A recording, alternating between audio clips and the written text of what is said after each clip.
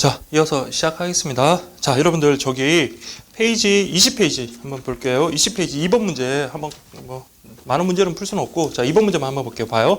다음 글의 A와 B에 대한 설명으로 옳지 않은 것은 이라고 되어 있네요. 자유에는 두 가지 종류가 있다. A는 자신이 원하는 것을 추구함에 있어서 자, 어떤 외부의 간섭이나 구속이 없는 상태를 의미한다. 자, 이걸 무슨 자유라고 그럽니까? 간섭하지 말라? 소극적 자유 또는 자유권이라고 그러죠. 자, 두 번째, B는 공동체 안에서 진정한 자아 실현을 목적으로 하지만 때로나 공동체나 국가가 자신의 자유를 구속한다. 뭐야? 국가가 간섭하는 거잖아요. 그래서 이거 뭐다? 적극적 자유, 그렇게 보시면 됩니다. 자, 적극적 자유에는 뭐 참정권, 사회권 이런 것들 다 포함이 됩니다. 자, 1번 볼게요. 1번 A, 소극적 자유는 개인이 자신의 삶의 방식을 독자적으로 선택할 수 있는 자유를 포함한다. 그렇죠. 간섭하지 마니까 내가 하고 싶은 거 하도록 내버려둬라는 거니까 1번 맞습니다. 2번 B를 위해서는 국가나 공동체의 결정에 참여할 수 있는 경로가 열려 있어야 된다. 자, 아까 참정권이라는 것은 국가나 공동체의 결정에 참여하는 것, 경로가 열려 있어야 된다. 맞는 말이 되겠고요. 3번 A는 자, 소극적 자유를 뭐라 그런다? 국가로부터의 자유. 그 다음에 B는 국가의 자유. 국가의 자유가 참정권. 그 다음에 국가에 의한 자유는 사회권. 여기서는 뭐 참정권을 의미하니까 B, 국가의 자유 맞네요. 4번 A의 실현을 위해서는 참정권이, B의 실현을 위해서는 자유권이 강조된다. 이게 아니라 어떻게 돼야 돼요? 서로 바뀌어야 되는 거죠. 그렇죠? 그래서 이거는 정답은 4번 이렇게 가면 됩니다. 아시겠죠? 그 다음에 5번 A와 B 모두 추구하는 것이 개인의 자유 실현을 위해 이상적이지만 양자가 서로 갈등할 가능성도 있다라는 거. 그렇죠? 이렇게 보시면 되고요.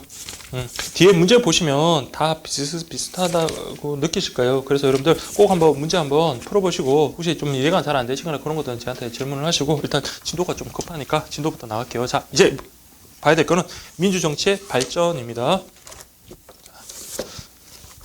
자, 민주정치의 기원과 발전 과정 관련해서 첫 번째 아테네의 민주정치라고 되어 있네요. 그러면 여러분들 자, 이거는 중요합니다. 고대 그리스 아테네의 민주정치는 과연 어떻게 이루어졌길래, 자, 우리가 민주정치 발전을 쭉 정리하는 가운데 가장 위에 먼저 차지하고 있는가, 그걸 한번 볼게요. 자, 고대 그리스 민주정치, 고대, 이건 아테네입니다. 고대 그리스 아테네. 자, 아테네 민주정치의 특징 한번 볼게요. 아테네 민주정치의 특징은 뭐다? 직접 민주정치. 자, 중요합니다. 반드시 체크하세요. 자, 고대 그리스 아테네 같은 경우는 자, 여러분들 이렇게 지금 오늘같이 영토가 넓고 인구가 많은 그런 국가가 아니라 작은 도시국가들이었어요. 그러다 보니까 어때요?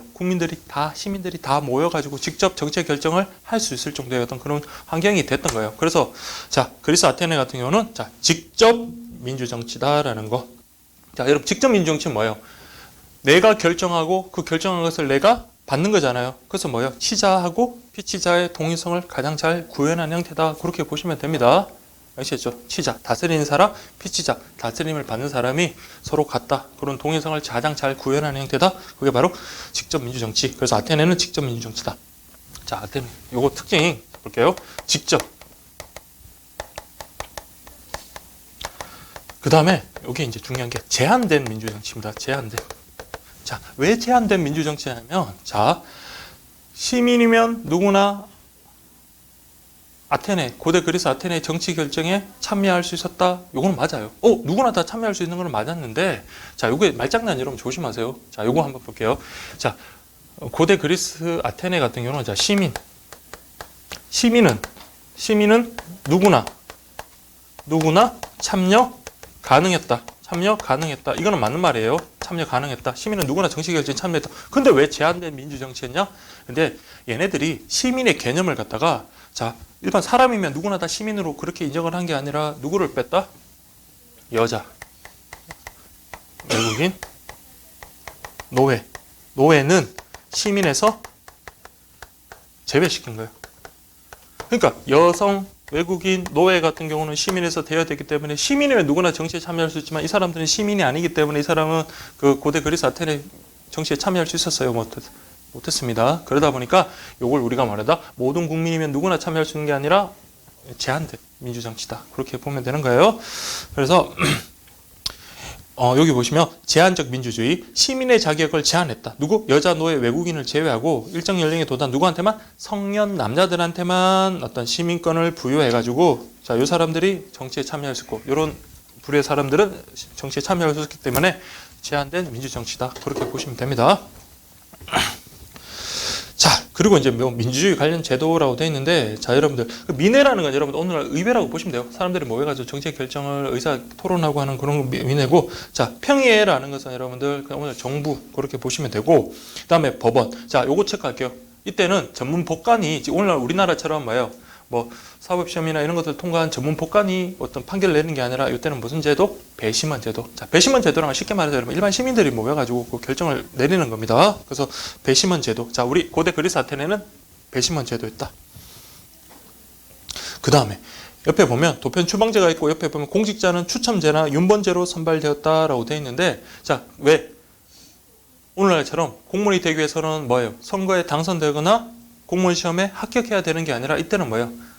추첨하기도 하고, 그 다음에 돌아가면서, 오늘은 이분이 뭐 행정부 장관하고, 다음엔 이분이 하시고, 뭐 이런 식으로 돌아가면서 했던 거예요. 그래서 고대 그리스 아테네의 특징 중에 하나가 뭐다? 윤번제, 추첨제. 알겠죠? 순번제, 추첨제. 공직은 그렇게 했다라는 거. 그렇게 보시면 됩니다. 그 다음 배심원 제도. 그 다음 중요한 거는 여러분들, 이게 가장 중요하죠. 이게 시험에 가장 들어 직접 민주정치, 제한된 민주정치다. 이게 고대 그리스 아테네의 특징, 민주정치의 특징이고, 그 다음에 여러분들 요 말이 나오네요. 도편 추방제. 요게 하나의 또 논점으로도 나올 수 있긴 한데, 자, 어렵게 생각하지 마시고, 자, 도편 추방제. 자, 도편 추방제라는 것은 보세요. 여러분들 지금 여기에서 공부를 지금 하고 계신 분들 중에, 아, 저 사람 때문에 공부 집중이 안 되네, 그런 생각을 하실 수 있을 거 아니에요. 마찬가지요. 그리스 아테네 때, 자, 우리가 민주주의를 이룩함에 있어서 방해가 되는 그런 사람들이 있을 거 아니에요. 계속 뭐 술 먹고 막 범죄 저지르고 이런 사람들 있을 거 아니에요. 그런 사람들 어떻게? 우리 도자기 팥펜 같은 데다가 그 사람 이름을 적어내는 거예요. 원래 비밀투표라고 딱 투표를 했는데, 그게 이제 6,000표 이상이 됐다. 그러면 그 사람을 10년 동안 국외로 추방하는 제도. 그게 바로 뭐다? 도편 추방제인 거예요. 아시겠죠? 근데 민주주의 어떤 뭐 저해를 가져오거나 그런 사람들은 보통 일반 시민들 일보다는 뭐해서 어떤 권력 있는 그런 사람들이 될 가능성이 높겠죠. 그런 사람들이 민주주의의 위해를 가져올 가능성이 높기 때문에 그렇잖아요. 그래서 이게 오늘날 뭐하고 비슷하다? 아까 그랬잖아요. 임기가 끝나기 전에 그 사람을 그 직에서 끌어내리는 거, 파면시켜주는 거, 그걸 뭐예요? 국민? 그렇죠. 오늘날 국민, 똑같은 건 아니지만 소환제와 유사하다라는 거. 소환제와 유사하다라는 거. 그렇죠. 국민 소환제와 유사하다라는 거. 자, 요거 하나 또 논점이 되고, 그 다음에, 자, 여러분들, 참, 의도는 참 좋아요. 정말로. 자, 어떤 권력을 가졌던, 뭐 어떤 그런 사람들이, 자, 민주주의를, 자, 민주주의의 위해를 가는 사람이 있는 사람을 어떻게, 저 멀리 섬으로 추방시키고, 그렇게 해서 우리 어떤 그리스 아테네의 어떤 민주정치 발전을 이룩한다. 참 시즌은 좋은데, 그게 잘못 악용될 수가 있습니다. 자, 여러분 뭐야? 그리스 아테네 때 정말로 웅변가들, 말 잘하는 사람들 있잖아요. 그럼 여러분들 사기꾼들이 말 잘하잖아요. 막 어쩌고저쩌고 막 이렇게 하면, 아니 정말 분명히 사기인 것 같으면서도 사람들은 속아 넘어가게 되잖아요. 그때도 마찬가지입니다. 자, 우리 정치를 하다 보면 맞수 또는 정적들이 있잖아요. 그러면 자신의 어떤 정권을 계속 유지하거나 아니면 자신의 정치 세력을 확장하기 위해서는 그 자신의 정적을 어떻게 제거시켜야 될 거 아니에요. 그래서 이게 도편 추방제가 나중에, 자, 웅변가들의 뭐 정적 제거 수단으로 활용되는 거예요. 사람들한테 정말 열심히 살고 있는 사람을 정말 나쁜 사람으로 만드는 거예요. 막, 응? 정말 뛰어난 언변수를 가진 사람이, 아, 저 사람은 어쩌고 저쩌고 막 이러면서 당장 보내야 된다 그러면 국민들이 어떻게 해요? 그냥 동조하는 거예요. 그러다 보니까 이게 뭐다? 정책 제거에 악용되기도 했다라는 거. 정적 제거, 정치적 정적 제거에 악용되기도 했다. 근데 이게 정적 제거되려면 몇 바가 6,000표 이상을 넣어야 된다 그랬잖아요. 그러니까 이걸 갖다가 여러분들, 자, 한마디로 중후정치의 폐단 가능하다. 중후정치 폐단 우려. 자, 이 폐단, 중후정치 폐단만 쓸게요. 중후정치 폐단. 자, 이게 뭐냐면은, 자, 중후정치라는 건 뭐냐면, 자, 무리가 어리석다라는 말이에요. 그냥 오히려 뛰어난 개인 한 사람이 어떤 정치를 하는 것보다 이렇게 다수의 어리석은 사람들로 하여금 오히려 정치가 더 혼란스러워진다라는 거예요. 이게 지금 정말 제대로 판단하고 제대로 듣고 제대로 판단해가지고 그런 결정을 하면 되는데, 그 뛰어난 언변에 그냥 속아 넘어가가지고 오히려 어리석은 결정을 하게 된다. 그런 의미인 겁니다. 그래서 도편 추방제와 관련해서는 요 정도만 좀 이렇게 좀 해주면 될까요? 그래서 시험에 자 만약에 뭐 도자기 파편이 나오고 고대 나왔다. 그러면 여러분들 자 그럼 지문 하나 만들 수 있잖아요. 첫 번째 뭐다? 고대 그리스 아테네에서 실시하던 제도다. 두 번째 국민 소환제와 유사하다. 정적 제고의 아름내기도 했고 그다음 중후 정치의 폐단을 보여주기도 한다. 뭐 이런 것들 지문으로 쫙 나오고 쓸데없는 거 하나 딱 집어넣을 수도 있는 거잖아요. 그래서 이런 것들 하나 잡아주고 아니면 이런 것들랑 섞어서도 충분히 나올 수 있으니까 일단 고대 그리스 아테네 같은 경우는 여러분들 요것들 정리를 좀 해주시면 되겠습니다. 어렵지 않죠? 자, 제한된 민주정치. 그게 바로 또 뭐야? 고대 그리스 민주정치의 뭐가 된다? 한계가 되는 거예요. 안 좋은 거. 요거하고 요게 뭐다? 고대 그리스 아테네 참 좋기는 좋지만 뭐다? 요게 한계다. 알겠죠? 모든 시민들. 말치 조심해야죠. 시민들은 모두 참여했다. 맞는 말입니다. 근데 시민들이 아니라 모든 사람들이 참여했다? 그건 아닌 거예요. 아시겠죠? 정말로 말장난 조심하셔야 됩니다. 시민이라는 개념을 아예 얘들을 뺐기 때문에 시민은 성년 남자들만 말한대요. 시민이라는 거는 성인 남성들만, 성인 남성. 자, 그렇게 보시면 되고. 그다음에 이런 뭐 아까 순번제 뭐 이런 것들도 좀 한번 정리하시고. 자, 재판은 뭐 했다? 직업 법률가가 아니라 일반 국민들이 참여한 배심원제를 그렇게 시행했다는 거 그렇게 보시면 되겠습니다. 자, 그다음에 여러분들 이제 고대 됐고. 고대 다음에 여러분들 자, 계속 3단계로 넘어가요. 고대, 근대, 현대. 자, 근대는 여러분들 근대로 넘어가는 시기는 뭘 계기로 근대로 넘어간다고 그랬습니까? 시민혁명을 계기로 넘어간다 했잖아요. 그래서 여기 나오네요. 근대 시민혁명과 정치 발전이라고 되어 있는데, 자, 3대 시민혁명, 영국의 명예혁명, 그리고 미국의 독립혁명, 그리고 프랑스 대혁명이 있는데, 여러분들, 자, 분명한 건 여러분들 이 파트가 세계사 시간이 아니에요. 막 여기도 좀 제가 안타까운 게 여기 시민혁명에 대해서 이렇게 자세히 설명을 했는데 시민혁명은 좀 필요 없습니다. 시민혁명은 그거 하나만 제가 저기 법과 정치 파트에서 중요한 거는 그것만 좀 체크하면 될 것 같아요. 여러분들 명국의 명예혁명은 자 쉽게 말하면 이렇게 보시면 돼요. 자 뭐 다 떼고 그냥 쉽게 말하면 왜 이게 혁명이라고 보냐면 자 봐요. 그 당시 영국의 정치 사회는 자 왕하고 의회를 구성한 사람들은 누구예요? 귀족이었단 말이에요. 그러면 왕이 자 국가 재정이 부족해요. 그럼 어떻게 해요? 세금을 갖다가 왕창 부과하면 되겠죠. 세금을 부과하는데 어떻게 부과를 했냐면 토지에다 부과를 해버린 거예요. 마음대로. 그럼 토지에다 부과하면 제일 손해보는 사람이 누구예요? 당연히 땅을 많이 소유한 귀족들이잖아요. 그럼 귀족들이 지금 뭘 이루어요? 의회를 이루고 있잖아요. 그럼 의회에서 왕한테 갑니다. 야, 너 야라고 하지는 않겠죠. 야, 너 왜? 우리들한테 국민의 대표인 우리한테 동의도 안 받고 네 마음대로 세금을 올려. 그래서 막 여러 명이 둘러싸가지고 압력을 가니까 왕이 어떻게 했어요? 강력한 힘을 가진 왕이라면 얘들 당장 잡아넣어 이런 식으로 하겠지만 힘이 없었습니다. 그러다 보니까 알았다. 다음부터는 내가 세금을 낼 때 국민의 대표인 니네들한테 허락을 받을게. 이런 식으로. 그러니까 이게 영국에 이게 여러분 별거 아닌 것 같죠. 근데 여러분 지금 쉽게 한번 생각해 보세요. 지금 여러분들 세금 솔직히 뭐 체감을 어떻게 할지 모르겠지만 세금을 조금 올리는 데서 여러분들 국민들에 대한 반감이라든지 그런 것들이 크잖아요. 그리고 여러분들 와닿는 피부적으로 와닿는 것도 크고 그게 여러분들이 국가에서 세금을 내라고 할 때 여러분들 그나마 투덜투덜대고 좀 욕을 하지만 낼 수밖에 없는 건 뭐예요? 우리가 뽑은 국민의 대표인 의회에서 그것을 어떻게 해준 거예요? 동의를 해줬잖아요. 그렇죠? 그러니까 그런 세금을 내는 데서 어떤 정당성을 부여받았기 때문에 우리는 그냥 투덜투덜 하면서 세금을 내는 거예요. 근데 아까 예전 같은 경우는 왕이 모든 권력을 독점하고 그냥 마음대로 그렇게 하다 보니까 국민들은 그냥 무조건 따라다가 이때부터 뭐예요? 국민의 대표인 의회의 동의를 받아라고 했던 게 그게 일대의 큰 사건입니다. 아시겠죠? 그래서 뭐 이런 것들은 다 필요 없고 그냥 영국의 명예혁명은 뭐 입헌 군주제하고 의회 정치의 발달이라고 했는데 영국은 아까 로크도 나왔지만 의회의 힘이 막강합니다. 의회의 힘이. 그래서 특히 요 하나만 써놓을게요. 2번 다음에 3번에다가 자 절차적 기본권 보장이라고 할게요. 절차적 기본권 보장. 3번 해가지고 절차적 기본권. 오히려 시험에 잘 나오는 거예요, 여러분들. 자, 영국의 명예혁명을 통해서 여러분들 뭐다? 절차적 기본권이 보장됐다. 절차적 기본권. 그러니까 내용이라는 그런 것보다도 어떤 절차를 잘 지키라는 거예요. 그러니까 야, 너네들 범죄인 같은 사람들 구속할 때도 뭐다? 그냥 막 잡아놓고 그런 게 아니라 일정한 절차를 거치라는 거. 오늘날도 마찬가지잖아요. 여러분들. 자, 저 사람이 아무로 현행범, 지금 막 경찰이랑 모든 시민들이 보고 있는데 뭐 다른 사람을 살해하고 있다. 그러더라도 그 사람을 마음대로 잡아가지고 구속을 못 합니다. 물론 잡아서 잠깐 뭐 체포는 할 수 있겠지만 구속을 하려면 어떻게 돼요? 검사가 영장을 청구하고 법관이 발부한 영장을 발부하고 이런 절차를 지켜야 되고 또 범인 잡을 때 어떻게 해요? 물론 이제 급한 경우에는 나중에 할 수 있지만 우리 보통 하잖아요. 야, 홍길동, 너는 어떤 죄로 할 수 있고, 뭐, 변호사를 선임할 수 있고, 뭐, 그런 말 하잖아요. 그런 절차를 지켜야 되잖아요. 그러니까, 여러분들, 요 명예혁명을 계기로 절차의 기본권이 이제 보장되기 시작했다라는 거. 자, 그리고, 영국의 명예혁명에서 입헌 군주제 확립이라고 되어 있네요. 요거 한번 좀 체크를 할게요. 입헌 군주제. 자, 아까 중세시대 때 왕은 뭘 한다 그랬어요? 자기 마음대로 한다 그랬어요. 그 왕을, 그런 국가를 우리 뭐라 하면 전제군주제라고 하거든요. 군주제 중에서 왕의 마음이, 권력이 독점적으로 모든 걸 행사하는 게 전제군주제예요. 근데 지금 오늘날 영국도 마찬가지고 일본도 그렇고 저 왕이 있잖아요.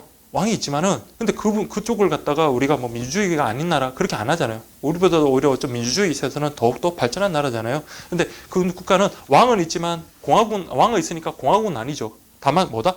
입헌군주제. 입헌군주제라는 것은 왕은 존재하지만 뭐에 따라 움직인다? 왕의 말에 따라 움직이는 게 아니라 입헌. 입헌은 내가 뭐 생각하면 된다고 그랬어요? 헌법. 그렇죠. 헌법. 헌법에 따라서 그 기관의 어떤 조직되고 권력 행사가 가능한 겁니다. 그래서 입헌군주제. 이때부터는 뭐예요? 왕도 자기 마음대로 못하게 됐기 때문에 입헌군주제가 확립됐다. 그래서 오늘날 우리나라는 공화제 국가지만 저기 일본이랑 영국 같은 경우는 입헌군주제 국가 그렇게 말을 하고 있습니다. 그렇게 보시면 되고, 자 미국 독립전쟁은 말 그대로 미국이 뭐예요? 영국한테 독립하려고 자 전쟁을 일으킨 거고, 자 요때는 자 미국 독립전쟁 요때는 뭐예요? 민주공화정 수립. 자 공화정. 왜? 미국은 뭐가 없다? 왕이 없다라는 거 그것만 좀 체크해 주시면 되겠습니다. 왕이 없으니까 여러분 어떤 새로운 정부 형태를 하나 개발해야 되겠는데 그때 개발한 게 뭐다? 대통령제. 자 여러분 대통령제는 권력 분립과 관련해서 누구의 영향을 받았다? 학자 이름 누구요? 몽테스큐에. 자 의원 내각제. 영국의 의원 내각제는 누구? 영국의 로크. 자 여기까지 연결해서 다 같이 나옵니다. 그렇게 보시면 되고요. 그 다음 여러분들 자 시민혁명에서 가장 큰 의미가 있는 게 여러분 프랑스 대혁명이잖아요. 자 여러분들 시민들이 들고 일어나가지고 자 군주를 처단하고 자 여러분들 어떤 신분사회를 무너뜨렸던 그런 혁명이니까, 그래서 여러분들 자 아까 제가 말했지만 혁명을 그 시민의 혁명을 통해서 무슨 이념? 자유와 평등의 이념이 확립됐고, 그 다음에 이제 그 왕이랑 귀족들 무너지고 이제 누구? 시민계급이 주도적 역할을 했다. 다만 시민계급은 주도적 역할을 했지만 이때 시민계급들은 어떤 시민계급이었다 그랬습니까? 모든 시민들이 참여할 수 있었던 건 아니고 유산계급, 즉 일정한 자본이 있는 사람들 그랬잖아요. 그러다가 제가 아까 19세기 때 누구? 노동자들이라든지 여자들이라든지 뭐 외국인이나 그런 사람들이 나도 정치에 참여할 수 있는 참정권 달라고 막 이렇게 투쟁을 하면서 점점 그 참정권이 확대돼 나갔거든요. 19세기 때. 그래서 이때 보면 자 우리 그 프랑스 혁명을 통해 가지고 참정권을 획득했지만 그것은 뭐다? 제한된 참정권에 불과한 겁니다. 아시죠? 모든 시민들이 참여할 수 있던 건 아니고 일정한 자본이 있는 어떤 성년 남성들에 의해서만 참정권이 가능했다라는 거 그렇게 보시면 되고, 그래서 여러분들 뒤쪽에 한번 보실까요? 뭐 각 혁명의 공통점 이런 거는 세계사 문제고, 자 시민의 한계를 한번 볼게요. 자 시민의 한계 뭐다? 아까 제가 말씀드렸죠. 참정권의 한계. 우리 시민들이 모두 참여할 수 있었던 건 아니고 누구? 부르주아들, 즉 돈 있는 어떤 유상 계급들, 돈 있는 어떤 시민들만 참정권을 독점했다라는 거. 그 다음에 기회균등의 한계, 뭐 형식적 평등, 부익부 빈익빈 현상이라고 되어 있는데, 자, 요거는 조금 시민혁명의 한계 여기도 물론 맞기는 하지만 조금 뒤에도 더 이게 부각이 되는 그런 문제니까 일단 그렇게만 가볍게 봐두시면 될 것 같아요. 그럼 볼게요, 여러분들. 고대, 그 다음에 근대, 그 다음에 여러분들 현대로 이제 넘어가겠습니다. 현대.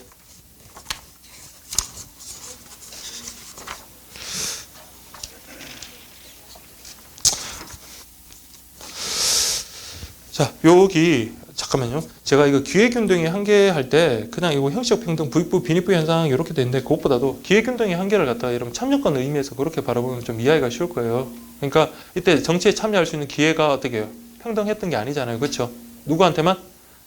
재산이 있는 성인 남자들한테만 줬기 때문에 기회균등, 즉 평등권 실현에도 다소 부족했다라는 거 그렇게만 좀 이해를 해주시면 되겠습니다. 자, 그 다음. 현대 정치 이제 한번 볼게요. 자, 현대 민주 정치의 특징은 뭐다? 자, 우리 그 참정권이 제한됐다가 이제 점점 시민들의 의식이 점점 확대되면서 어떻게 될까요?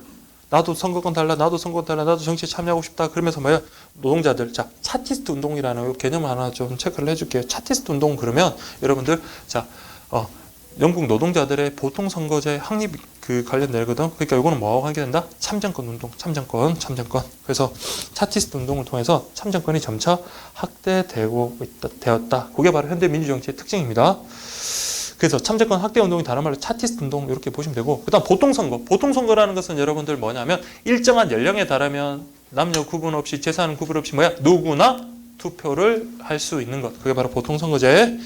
그다음에 여러분 아까 자본주의의 폐단, 그 현대 어떤 사회 문제 그런 것들을 통해서 뭐다 국가가 적극적으로 나서서 국민의 어떤 기본적인 생활을 안정시켜 주자. 그게 바로 복지 이념의 정착. 그 다음에 현대 민주정치는 당연히 뭐일까요? 직접 민주제, 고대 그리스처럼 직접 민주제 할 수는 없겠죠, 그렇죠? 그래서 간접 민주제가 거의 일반화됐다. 거기다가 이제 보완하기 위해서 뭘 드는다? 직접 민주제를 뭐 각국의 상황에 따라서 이렇게 투입을 할 수 있지만 간접 민주제가 일반화된 게 바로 현대 민주정치의 특징이다. 그렇게 보시면 됩니다. 그래서 여기 현대 민주정치의 특징 정도만 그렇게 좀 정리를 해 두시면 될 것 같아요. 네, 그렇게 보시면 되고. 그 다음에 현대 민주정치의 정치의 과제 뭐 이런 말이 나오는데 자 여러분들 자 그다음 간접 민주정치의 가장 큰 문제점 중에 하나가 뭡니까? 사람들의 무관심이었잖아요. 사람들이 오히려 선거날 뭐 해봐요?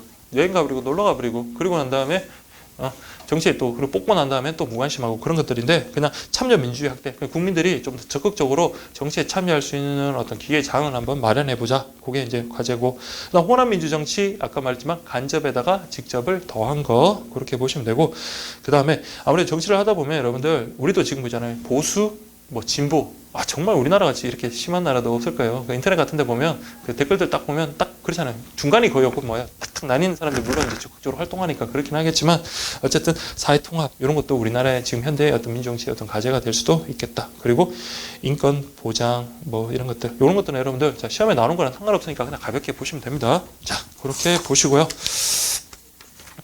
여기 보면 사회계약설이라는 게 나오네요. 자 사회계약설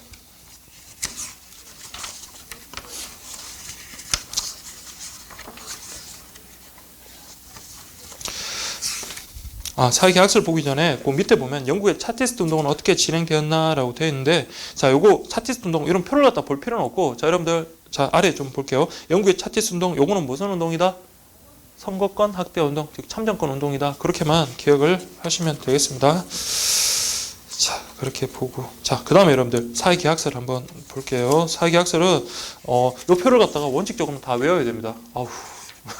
한숨이 나오죠. 근데 그 다 외우는 게 이걸 막 무작정 그렇게 외우기는 힘드니까 좀 요령껏 한번 그 이해를 하면서 한번 외워볼게요. 자 사회계약설. 자 사회계약설의 가장 기본적인 틀은 여러분들 뭐냐면 자 아까 국가는 원래부터 있던 거다 아니면 국민과 계약을 맺고 만든 거다. 거기서부터 먼저 전제를 갈아야 합니다. 그래서 여러분들 사회계약설의 전제는 국가는 원래부터 존재하던 것이 아니라 국민들과 계약을 맺고 국가를 세운 거다라는 거 그걸 갖다 전제로 해야 돼요. 그래서 시험에 지금 제가 이렇게 그냥 말로 설명하니까 여러분들 이게 중요성을 잘 모르시는데 이게 이제 시험에 가장 많이 나오는 겁니다. 왜? 세 학자 다 모두 뭐예요? 사회계약서를 주장하는 자고 지금 보면 의견들이 좀 다르거든요. 공통점도 있단 말이에요. 이 사람들의 공통점 가장 큰 게 뭐다? 국가라는 것은 원래부터 존재하던 것이 아니라 국민과의 계약을 통해서 생성 발전된 거다. 이게 바로 뭐다? 이 세 학자들의 공통점이라는 거 그렇게 보시면 됩니다. 자 아까 제가 그 사회계약서를 넣을 때 설명한다고 했지만 잠깐 어떤 책 이름 하나 혹시 기억나세요?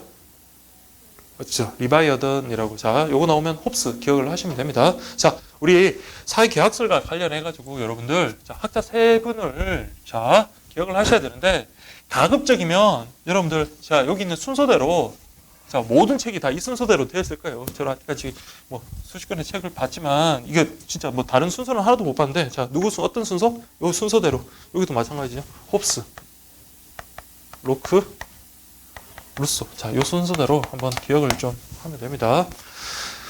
자, 요 표대로 그대로 보시면 되고요. 자, 표가 거의 모든 교재는 다 비슷비슷해요. 여기도 표가 이렇게 잘 되어 있으니까 요것만 이렇게 좀 정리를 하시면 됩니다. 근데 이거 무작정 외우려면 좀 어렵잖아요. 그러니까 여러분들 흐름을 한번 잘 볼게요. 자, 이거 볼 거 없이 정리할 거 없어요. 그냥 여러분 머릿속에 한번 정리를 한번 해볼게요.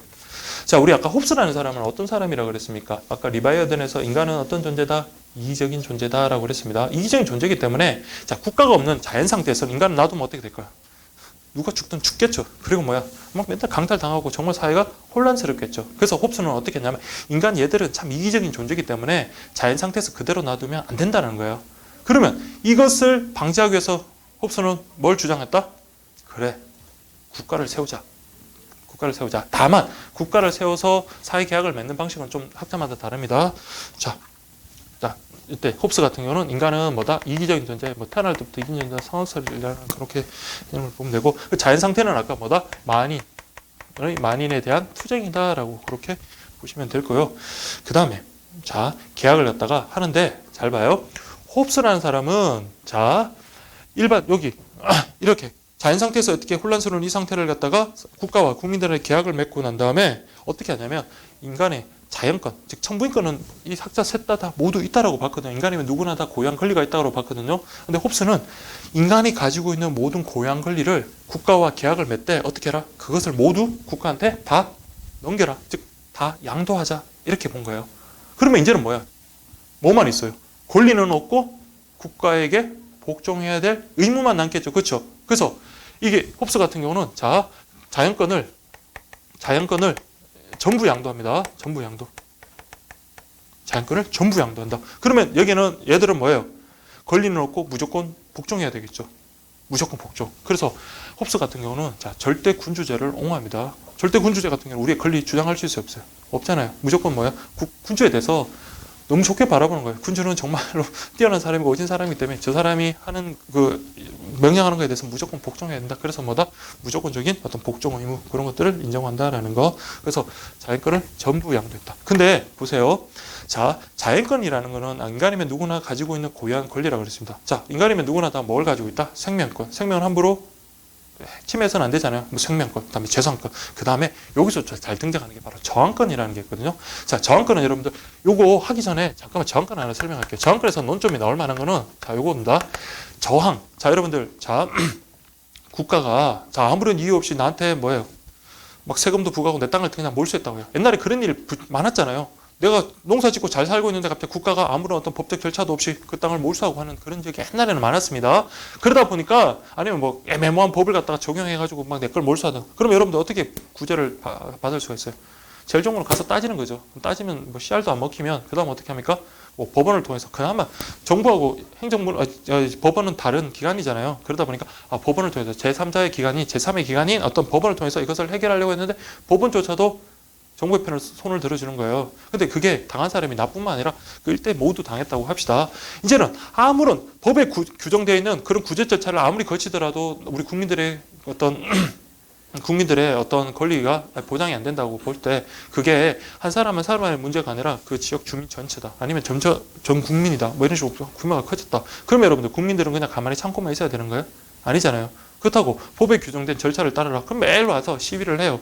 뭐 정해진 시간 딱 신고하고 난 다음에 와서 아유 우리 땅 돌려주세요 막 했는데 국가는 뭐예요? 기만 닫고 그냥 씨알도 안 먹힌다. 그렇게 돼버리면 국민들은 그냥 그러한 고통을 계속 인내만 해야 된다? 그건 아니다라는 거예요. 왜? 인간은 누구나 국가에 저항할 수 있는 저항권. 저항권이라는 것은 여러분들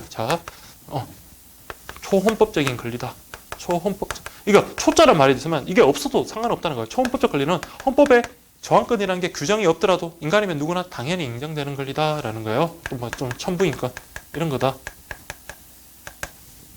천부인권다. 아셨죠?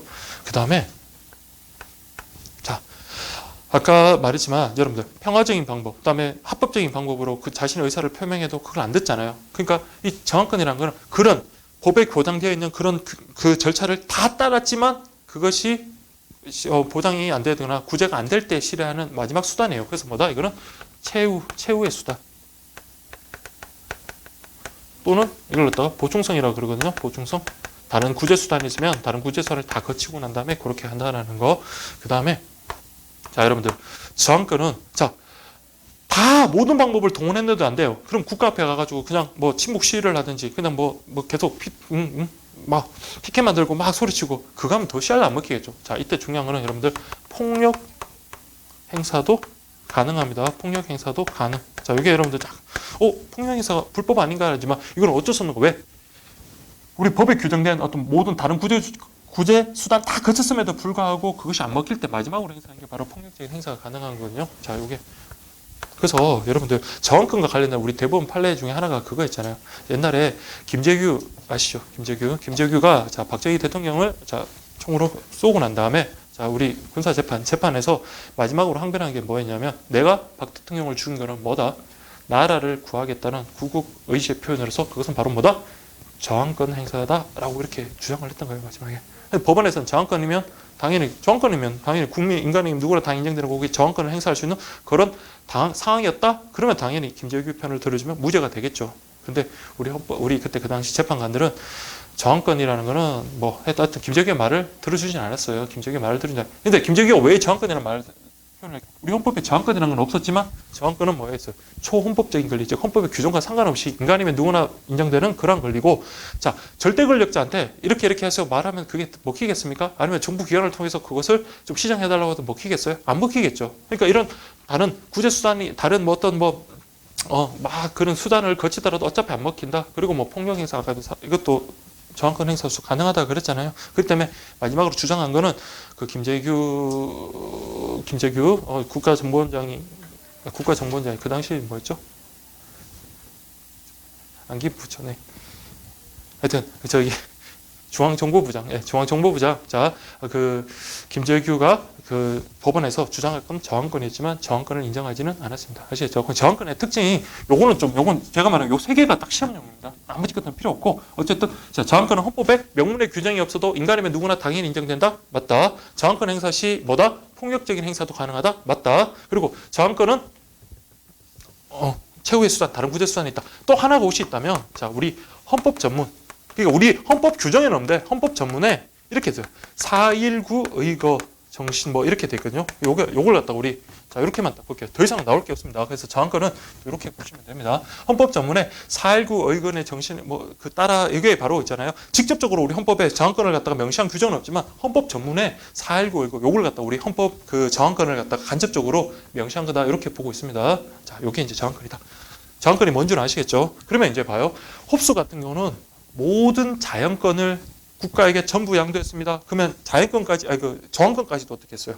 국가에게 다 양도한 거예요. 자기에 남은 건 하나도 없다 그랬잖아요. 그러면 국가한테 절대 복종하고 국가가 군주가 아무리 잘못된 걸 하더라도 국민들은 들고 일어날 수 있습니까? 없습니까? 없습니다. 왜? 모든 자연권을 양도했기 때문에 저항권조차 안 가지고 있는 거예요. 그래서 뭐예요? 전부 양도했기 때문에 뭐 할 수 없다? 저항권은 인정되지 않는다라는 게 바로 여러분 홉스입니다. 홉스. 아시겠죠?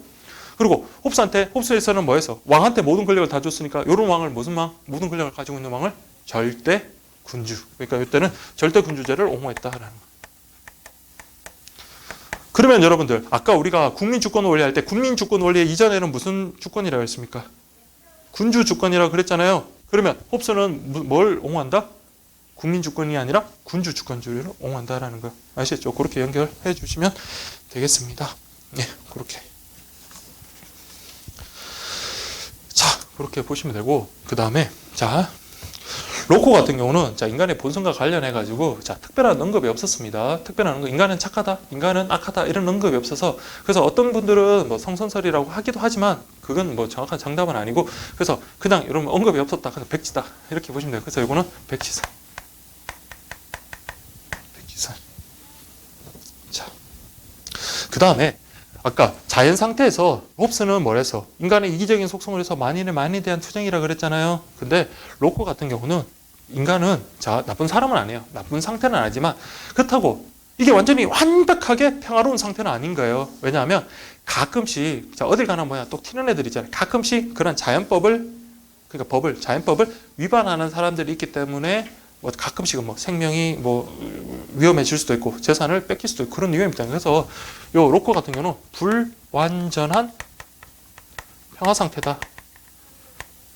이것 때문에요. 완전한 평화 상태면 여러분들 국가 세울 필요 있어요, 없어요? 없겠죠. 불완전한 평화 상태이기 때문에 국가와 계약을 세우는 거야. 왜? 계약을 체결하는 거. 왜? 나의 생명과 국민들의 생명과 재산을 국가야 너네들 좀 잘 보장해 줘라고 국가와 사회 계약을 맺는다는 겁니다. 아시겠습니까? 근데 홉스와 차이는 뭐냐면 로크는 좀 낫죠. 자, 그래. 자연권을 양도는 하되 모든 걸 양보 안 하고 일부 양도라고 되어 있습니다. 특히 뭘 남겨놓나? 저항권을 남겨놓는 거예요. 왜? 최후의 수단을 남겨놓는 거예요. 그래서 사회계약을 맺었어요. 왜? 국가와 사회계약을 맺고 우리가 의무를 부담하고 복종하는 이유가 뭔데? 국가는 얘네가 우리들의 생명과 재산을 잘 보장해 주라는데 국가가 그런 짓을 안 하고 오히려 국민의 생명과 재산을 뺏고 그런 다음에 어떻게 될까요? 그때서는 뭐 한다? 저항권을 행사를 해가지고 뭐야? 사회계약을 뭐 할 수 있다? 폐기하거나 아니면 다른 사람과의 어떤 사회계약을 다른 국가, 이 국가와 계약을 폐기하고 다 새로운 국가 건설을 할 수 있다라는 그런 말입니다. 그래서 우리는 저항권을 인정했다라는 거 아시겠죠? 네, 그렇게 보시면 됩니다. 자, 로크는 그러면 이게 여기는 홉스는 절대 군주제를 옹호했다면 로크는 여기서 그냥 찾지 말고 우리 아까 로크는 권력 분립과 관련해서 무슨 분립이었습니까? 이권 분립했죠. 이권은 어디에 있다? 영국의 의원 내각제. 영국은 뭐가 있습니까? 왕이 있잖아요. 왕이 마음대로 하는 게 아니라 헌법에 따라서 다스려지는 그런 국가다. 그래서 로크 같은 경우는 뭐 입헌 군주제를 옹호했다. 이렇게 정리를 하면 됩니다. 아시겠죠? 예, 그렇게 보시면 되고. 그래서 로크가 중요한 이유가 아까 권력 분립과 관련해서도 나오고 정부 형태와 관련해서 나오고 사회계약설과 관련해서 나오고 계속 등장하기 때문에 참 문제 내기 참 좋은 학자인 거죠. 학자에서는. 자, 그 다음에 루소 같은 경우는 조금 다르긴 한데, 자, 루소 같은 경우는 자, 여기 대비되는 게 순서대로 외우는 게 좋은 게 성악설, 다음에 백지설 있으면 여기는 뭐다? 자, 루소 같은 경우는 인간의 본성에 대해서는 자, 좀 좋게 보네요. 성선설이죠. 성선설. 자, 요게 하나의 특징이 뭐냐면 루소 같은 경우는 자, 개인은 자연 상태에 두면 참 자유로운 상태라고 봅니다. 참 자유롭고 평화로운 상태인데 어떻다? 이게 모여가지고 집단을 이루면 뭐다? 자, 여러분 체크할게요. 쇠사슬이 얽혀있는 그런 상태로 본다라는 거. 쇠사슬이 묶였다라고 해요. 쇠사슬이란 표현. 그러니까 여러분들 이게 객관식이다 보니까 여러분들 이런 키워드만 잘 보면 돼요. 쇠사슬 나오면 뭐다? 루소. 리바이던 나오면 홉스. 그 다음에 일반 의지 또 배울 건데 일반 의지 나오면 역시 루소. 이런 식으로 가면 되는 거예요. 그래서 개인은 참 자유로우나 집단이 이렇게 얽혀버리면 어떻게 된다? 쇠사슬에 묶여있는 것처럼 그런 상태가 있게 된다. 그게 바로 여러분들 루소가 본 어떤 자연 상태입니다. 아시겠죠? 자, 다시 홉스 같은 경우는 자, 만일을 만일에 투쟁. 로커 같은 경우는 불완전한 평화 상태. 다음 루소 같은 경우는 자, 개인은 자유롭지만 집단이 이루려면 어떤 쇠사슬에 묶여 있는 그런 얽혀 있는 관계가 된다. 이렇게 보시면 됩니다. 그 다음에 자, 루소의 특징은 여러분들 저 하나만 정확하게 보시면 됩니다. 자, 루소 같은 경우는 자, 로코 같은 경우는 아까 영국의 의회를 중시한다 그랬잖아요. 의회라는 게 뭐예요? 국민의 대표자고 우리의 의사를 대표하는 대의제 원리에 충실하는 거고, 루소 같은 경우는 인간의 의사는 대표될 수 없다. 이 말이 중요합니다. 인간의 의사가 대표될 수 있으면 의원들 뽑을 필요 있어요, 없죠? 의원들 뽑을 필요가 없고, 그럼 정치는 누가 해야 된다? 국민들이 직접 해야 된다라고 그렇게 보는 겁니다. 그래서 루소 같은 경우는 자, 나중에 여기 보면 이게 직접 민주주의를 주장하거든요. 근데 그거 하기 전에 어쨌든 루소 같은 경우는 자, 여기 관련해서 자연권, 모두 다 자연권을 인정하는데 자연권과 관련해 가지고 얘는 전부 양도, 일부 양도. 자, 자연권 같은 경우는 루소는 왜? 자신의 권리는 자기가 지켜야 되지 그것을 양도할 수는 없다라고 봅니다. 왜? 국민의 의사는 대표될 수 없다. 그래서 자연권 양도가 불가하다. 이렇게 보는 거예요. 아시겠죠? 그러니까 전부 양도, 일부 양도, 자연도 양도는 불가하다. 그렇게 보면 됩니다. 자, 그렇게. 그 다음에 여기 좀 애매한데 저항권과 관련해서 자연권 양도는 불가하지만 루소 같은 경우는 의사가 대표될 수 없다. 근데 여기 자연권과 있더라 언급이 없었습니다. 언급이 없다. 그러니까 이게 저항권이 있다 없다가 아니라 언급이 없다. 그냥 뭐라 하죠? 없다. 없습니다. 없다. 언급을 하지 않았다. 그렇게. 그러니까 저항권을 인정했는지 안 했는지는 우리가 몰라요. 그냥 이렇게 언급이 없다. 그렇게만 좀 보시면 되고, 저항권과 관련해서는 이 두 분이 잘 나오니까 그렇게 좀 정리를 하시고, 자, 루소 같은 경우는 자, 절대 군주제, 입헌 군주제. 여기는 뭐다? 민주 공화제를 옹호했다. 즉 왕의 존재를 부정했습니다. 왕을 했다. 그 다음에 여기 주권론도가 한계에서 아까 홉스는 뭐라 했습니까? 국민 주권, 군주 주권이죠. 홉스 같은 경우는 군주 주권. 자, 로코 같은 경우는 자, 국민 주권. 근데 로코 같은 경우는 아까 의회의 기능을 강조했기 때문에 이거는 뭐야? 간접 민주 정치. 그 다음에 여기도 역시 국민 주권인데 여기는 직접 민주 정치. 아까 국민의 의사는 대표될 수 없다 했으니까 이렇게 됐잖아요. 자, 이렇게 이제 하면 정리가 다 됐습니다. 자, 이거 안 보고 여러분들 딱 정리할 수 있으면 이제 되는 거예요. 자, 다시 한번 이거 보지 마시고 자, 한번 볼게요. 자, 순서 어떻게 외우라고 했습니까? 학자 3명, 홉스, 로크, 루소 그렇게 외우고, 셋 다 특징은 뭐다? 국가라는 것은 원래 존재하던 것이 아니라 사회계약을 통해서 생성된 것이다. 그리고 인간은 누구나 다 뭐 가지고 있다? 기본적인 인권, 자연권. 자연권이라는 거는, 자, 이것도 설명을 해드려야겠네. 자연권이라는 것은 여러분 실정권하고 대비되는 게 있는데, 자연권이라는 것은 명문의 규정과 상관없이 당연히 인정되는 권리를 자연권이라고 해요. 자연 발생적으로 인정되는 권리. 그게 자연권이에요. 그러니까 인간이면 누구나 다 권리를 가지고 있다. 자연권을 모두 다 인정을 합니다. 자, 홉스 같은 경우는 여러분들 뭐다? 인간의 본성은 에이 나쁜 놈. 그래서 내버려 자연 상태에 내버려두면 지네끼리 싸운다. 만인을 만인에 대한 투정이다. 그래서 이것을 보호하기 위해서 뭐다? 사회와 국가와 사회 계약을 맺고 대신 자신의 어떤 자연권을 모두 다가 국가에게 양도를 했다. 심지어 뭐까지? 저항권까지. 그래서 얘들은 저항권 행사할 수는 없습니다. 알겠죠? 그리고 모든 권리를 군주에게 양도하면서 그 국가, 군주에게 양도하면서 군주의 어떤 절대 권력을 행사를 용인했으니까 이거는 무슨 주권론? 군주 주권론이다. 자, 로코 같은 경우는 여러분들, 자, 뭐 권력 분립에서도 나왔지만 여기서는 이제 사회계약설과 관계돼가지고, 자, 인간은 뭐다? 어떤 뭐 본성이 어떻다 이렇게 뭐 말은 하진 않았으니까 뭐 성선설인지 성악설인지 그거는 애매하지만 다만 자연 상태에서 인간은 자 평화롭기는 하지만 그게 완벽한 평화로운 상태가 아니다. 그래서 불완전한 평화로운 상태, 평화 상태다. 그래서 그 불완전한 평화 상태를 좀 더 뭐예요? 잘 보호받기 위해서 어떻다? 국가와 사회계약을 맺은 거예요. 다만 사회계약을 맺을 때 자연권을 전부 넘겨준 것은 아니고 저항권은 남겨뒀다. 그래서 자연권을 일부 양도했습니다. 그래서 얘네들 국가가 처음에 맺은 사회계약과 다른 내용의 어떤 정책을 펼치거나 그러면 어때요? 저항권을 행사해서 국가를 깨부수고 다시 새롭게 건설할 수 있다. 그게 바로 로크고, 로크 같은 경우는 여러분들 의회 민주정치를 강조했기 때문에 간접민주정치, 그리고 영국 생각하시면 된다 했죠. 무슨 이제 입헌 군주제를 옹호했다. 그렇게 보시면 됩니다. 다음 루소 같은 경우는 여러분들 자 인간의 본성을 좋게 봤네요. 성선설이고, 그 다음에 자연 상태에서 인간은 개인은 참 자유로워요. 자유롭지만 어떻다? 이 집단이 뭉쳐지면, 집단이 섞이면 어떻다? 이건 뭐 쇠사슬과 같이 얽혀있는 그런 상태로 봤다. 그리고 인간의 의사는 대표될 수가 없기 때문에 어떤 대의제를 옹호한 게 아니라 대의제를 부정하고, 누가 직접? 국민이 직접 정치에 참여해서 정책을 결정해야 한다는 지적민주제 옹호하고, 그리고 이것이 나중에 민주공화정 옹호하는 방향으로 가고, 로크와 루소 둘 다 뭐예요? 군주 주권론이 아닌 국민 주권론을 옹호했습니다. 단지 로크는 간접 민주제, 그다음에 루소는 직접 민주제를 옹호했다는 그 차이. 그렇게만 좀 기억을 하시면 자, 어떤 시험 문제든 좀 찾기가 쉬울 거예요. 아시겠죠? 그다음에 자, 여기 교재에 보면은 그게 안 나와 있는데 혹시 루소에다가 여러분들 특징 관련해서 여기 있네요. 일반 의지의 바탕을 두고 국가를 구성한다라고 그렇게 되어 있네요. 일반 의지 동그라미 할게요.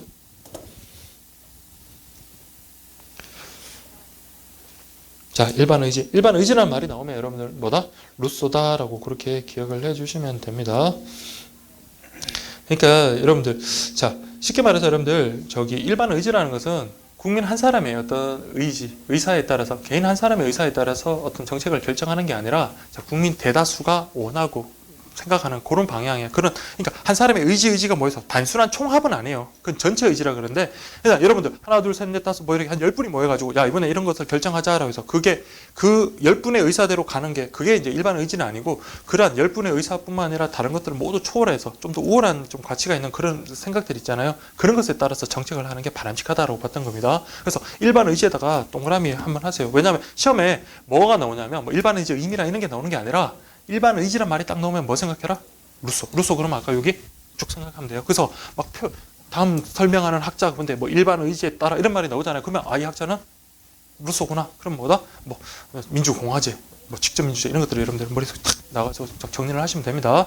아까 제가 리바이든 뭐 나왔듯이, 그리고 쇠사슬, 그다음에 일반 의지, 이런 것들 범위는 이제 벗어나는 건 아니니까, 그래서 여러분 이렇게 정리를 해주시면 되겠습니다. 아시겠죠? 네. 그 다음에 아까 또 말씀드린 저항권, 요거는 진짜 요 4개 외에는 절대 나올 게 없습니다. 근데 이게 나오면 정말 교재도 안 나왔는데 이거 뒤통수야 이렇게 생각하시는데, 요 정도만 딱 정확하게 하시면 되니까, 그리고 뭐, 좀 생각이 안 나시면 뭐 김재규 뭐 이렇게 생각을 하시고 그렇게 보시면 됩니다. 자, 그 다음에 이제 좀 넘어갈게요.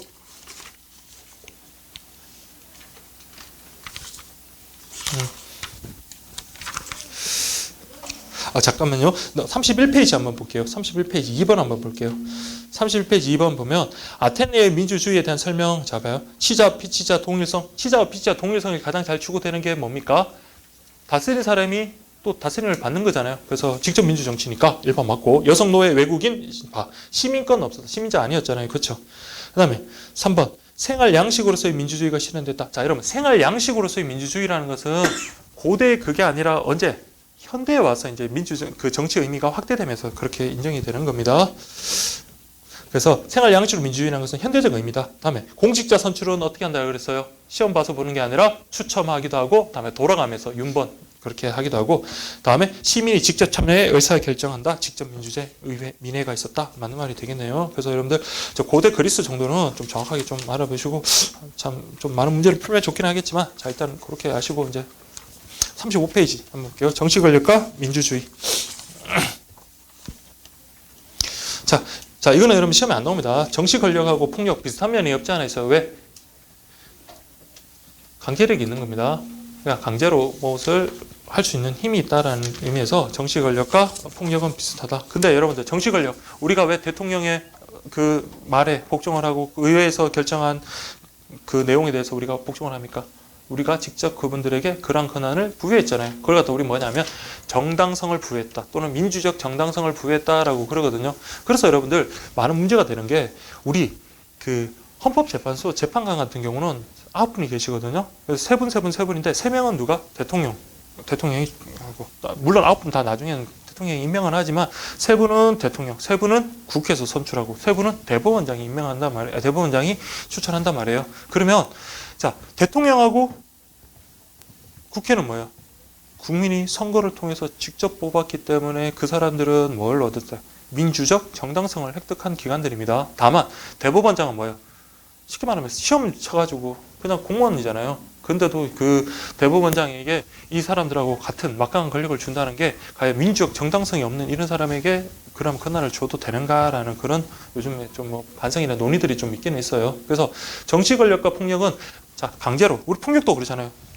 좁히면서 돈 내 하면서 때리면서 막 그러면서 어때요? 강제로 뺄 수 있는 거고. 정치 권력도 뭐예요? 안 하면 어떤 법적인 처벌을 따든지 아니면 그 뒤에 대한 후속 조치가 가능하잖아요. 그럼 강제력이 있다는 것은 공통점이 있지만 뭐가 차이가 있다? 정당성이 있냐 없냐. 알겠죠? 정치 권력은 저기 정당성이 있는 거고 폭력은 정당성이 없다라는 거 그렇게 보시면 되고, 당연히 정치 권력은 국민의 자발적으로 우리가 인정하는 복종하는 거지만 폭력은 그렇지 않다. 이건 저 시험에 안 나옵니다. 그냥 가볍게 보시면 되고,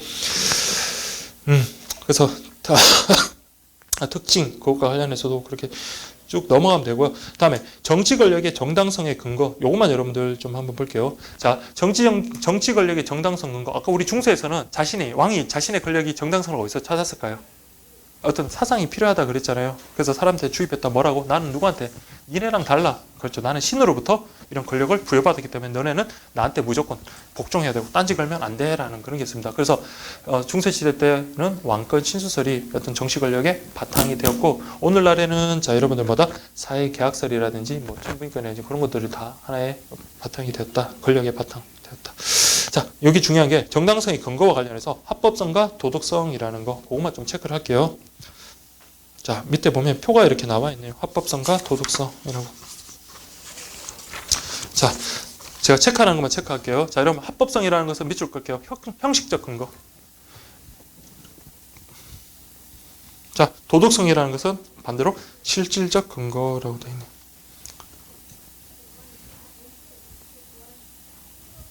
자, 그러면 정치 권력이 정당하려면 합법성과 도덕성을 가져야 되는데, 자, 여러분들 아까 이제 여러분들이 앞으로 공부할 때 형식적 근거, 실질적인 말이 많이 나올 겁니다. 나중에 법치주의에서도 나올 거고, 그 다음에 이혼 관련해서도 뭐 형식적 요건, 실질적 요건 나올 거고, 뭐 결혼 관련해서도 형식적 요건, 실질적 요건 나오는데, 자, 지금 딱 머릿속에 하나 넣을게요. 형식적 근거라는 것은 절차 또는 쉽게 말해서 법이 있냐 없냐, 그 차이라고 보시면 돼요. 절차에 따라서 법을 만들었냐 아니면 절차에 따랐냐, 그게 바로 형식적이고, 실질적인 말은 뭐냐면 그 내용이 정당한가, 그게 바로 실질적입니다. 아시겠죠? 그렇게만 딱 잡아두고 시작을 할게요.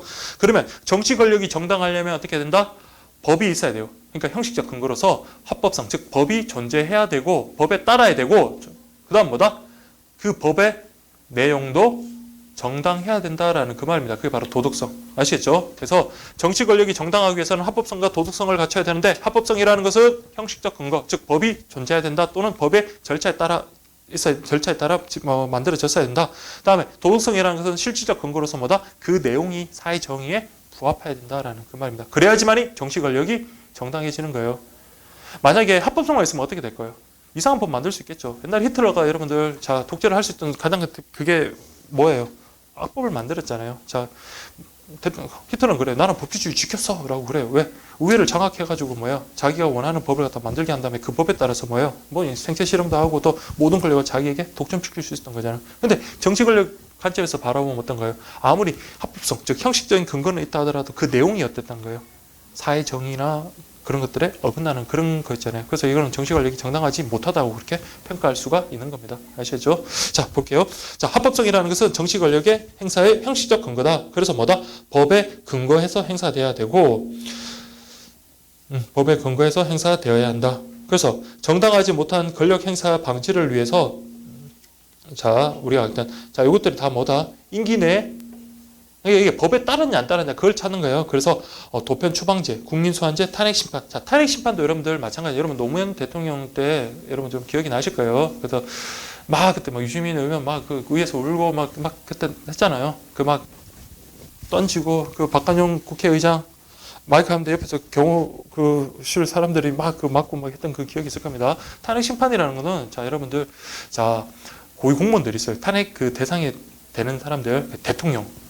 뭐 헌법재판관도 또 되고 하여튼 고위 공무원들이 있어요. 그분들이 뭐 장관들도 되고 그분들이 자 헌법이나 법률에 중요한 위반이 있을 때 자 누가 소추를 하냐면 국회에서 소추합니다. 그때 문제가 됐던 게 국회에서 그때 막 뭐 노무현 대통령 탄핵 결의안이 가결되었음을 선포합니다 하고 막 두들기니까 뭐 날라오고 막 그랬잖아요. 국회에서 통과를 한 거예요. 그러니까 탄핵 소추가 되는 그 순간에는 그 고위공무원 탄핵 소추의 대상자는 뭐다? 직무가 정지가 되어버리는 거예요.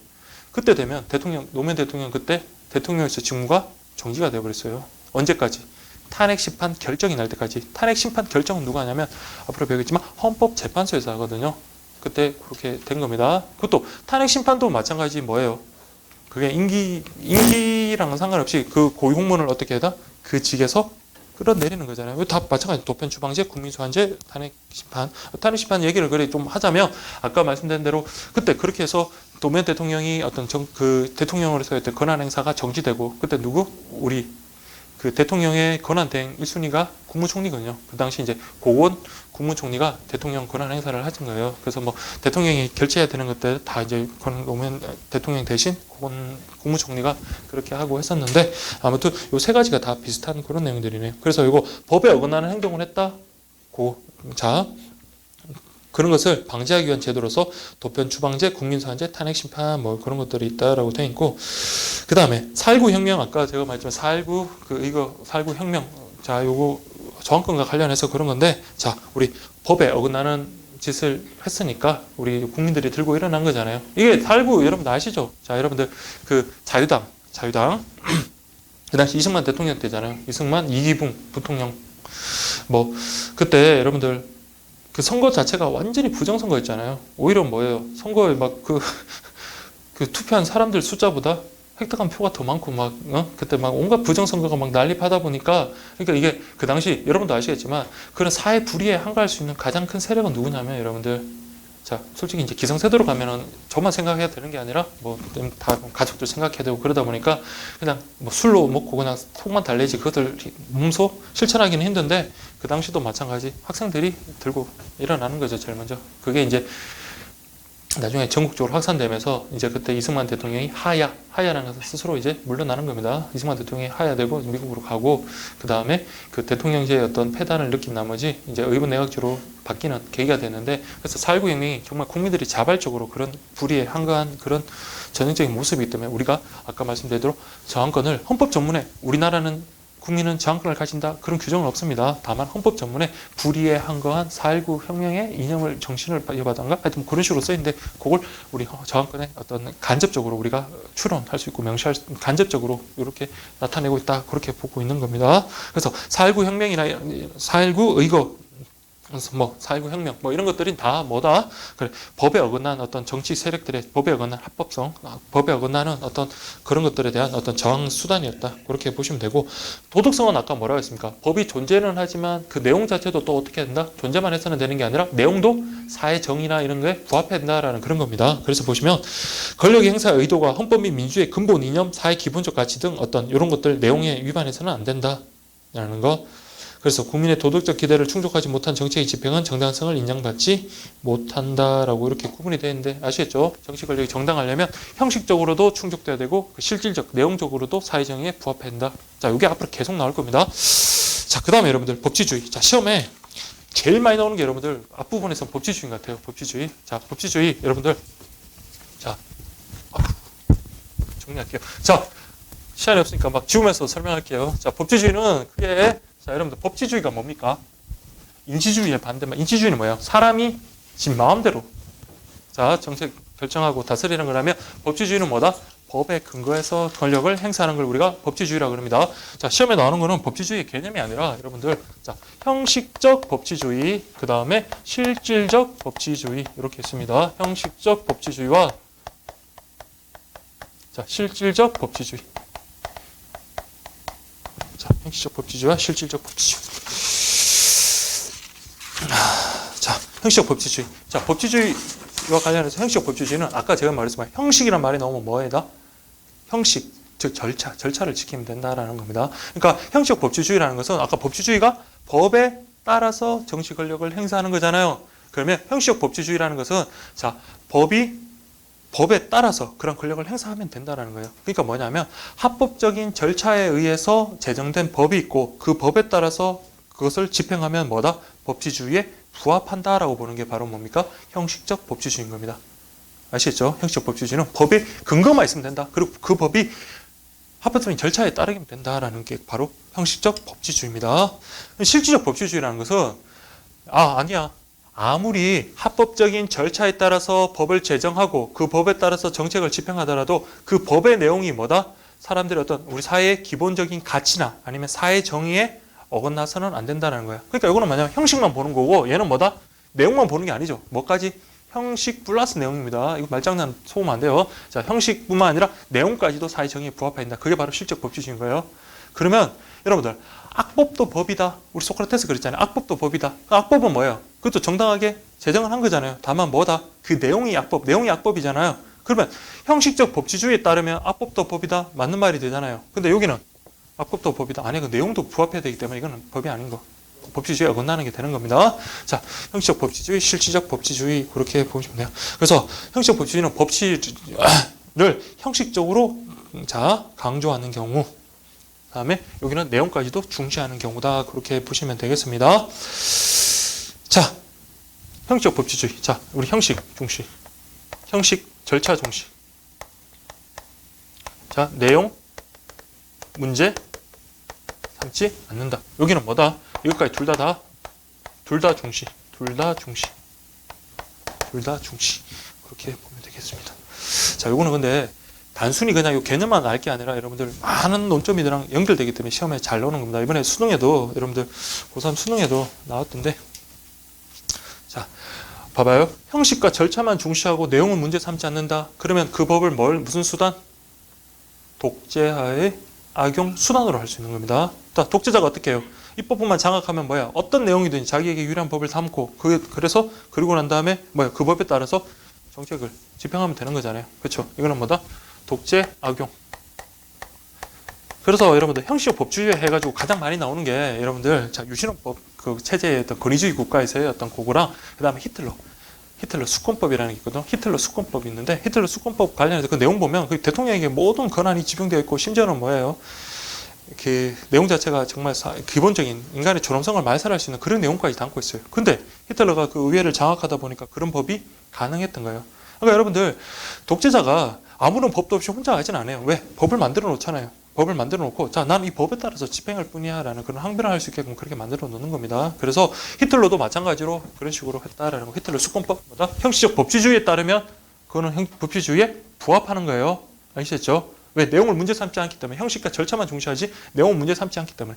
다만 이렇게 하다 보니까 너무나 많은 폐단이 있고 문제가 있으니까 오늘날에는 법치주의라는 것은 뭐다? 형식과 절차뿐만 아니라 그 내용까지도 중시하는 실질적 법치주의를 의미한다라고 되는 거예요. 그래서 여러분들 실질적 법치주의 때문에 등장한 게 뭐냐면 이게 중요합니다. 자, 위헌, 법률, 심판.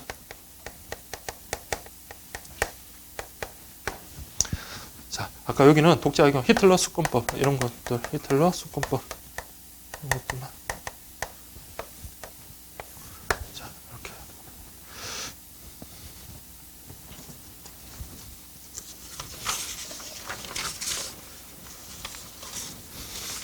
자, 제가 여기 표 하나 만들어주면 좋.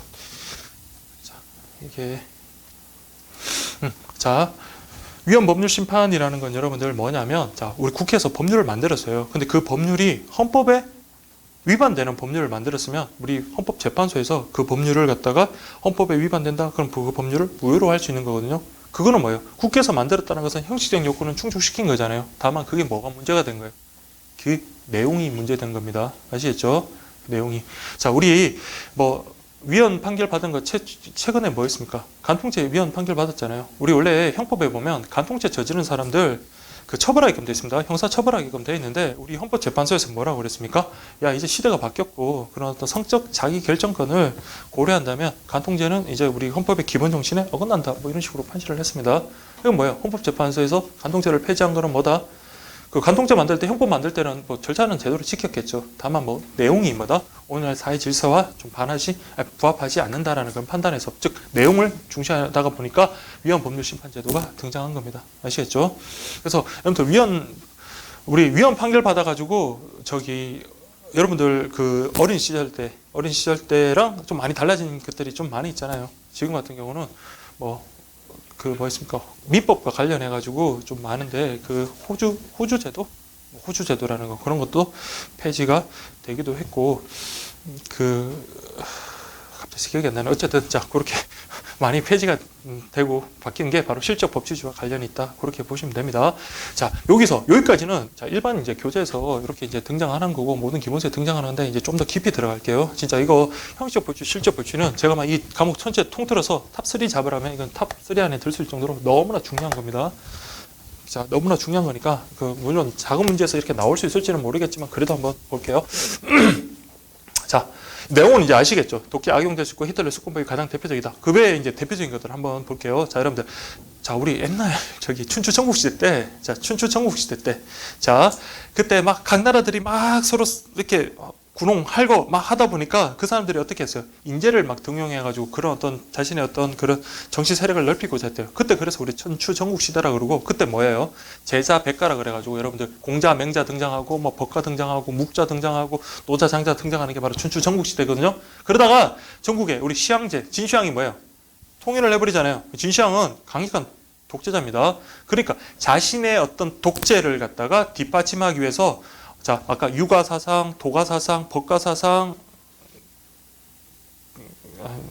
이렇게까지 기억이 안 나네요. 세 개가 일단 하고, 자, 여기서, 자, 우리 진시황은 뭘 채택한다? 법가사상을 채택합니다. 법가사상은 뭐예요? 법에 의해서 강력하게 다스리는 걸 말합니다. 그래서 뭐다? 히틀러 수권법은 아니라, 자, 법가사상, 춘추전국시대 법가사상, 이것도 뭐예요? 내용 같은 건 필요 없는 거예요. 그냥 자신의 어떤 독재 수단으로, 독재 악용 수단으로, 자, 선택을 한 게 바로 법가사상. 그 다음에 어떤 권위주의 국가, 이런 거, 권위주의 국가. 이렇게 보시면 됩니다. 자, 이렇게 보시면 되고요. 그리고 요 실적 법치주의는 오늘날 민주국가다. 이렇게 보시면 되고. 자, 여기까지는 그렇고, 이제 용어들이 좀 어려운 것들이 나오는데, 자, 이게 근데 시험에 참 잘 나오는 용어들이 나오니까 그렇게 한번 볼게요. 자, 제가 노란색 들었습니다. 형식적 법치주의라는 것은 뭐예요? 그 내용은 어떻든 간에 법에 근거하기만 하면 된다라는 그런 말이잖아요. 그래서 이거는 무슨 지배라 그러냐면, 자, 좀 헷갈리는데, 법에 의한 지배. 자, 여러분들, 법에 의한 지배. 자, 영어로 한다면 뭐다? 지배가 룰. 그 다음에 의한이 뭐예요? by. 법은 뭐예요? law. 이거 밑에다 쓸게요. 자, rule of by. rule by, 자, law. rule by law. 자, 소리가 나왔네요. 자, 그 다음에 실질적 법치주의 같은 경우는, 자, 법에 의한 지배가 아니라, 자, 내용도 사회정의, 헌법의 이념과 사회정의에 부합하는 그런 법에 따라서 지배한다서 이거는 법의 지배라고 합니다. 법의 지배. 자, 이건 중요합니다. 그래서 뭐다? 룰. 뭐의니까 of law. 이렇게 가면 됩니다.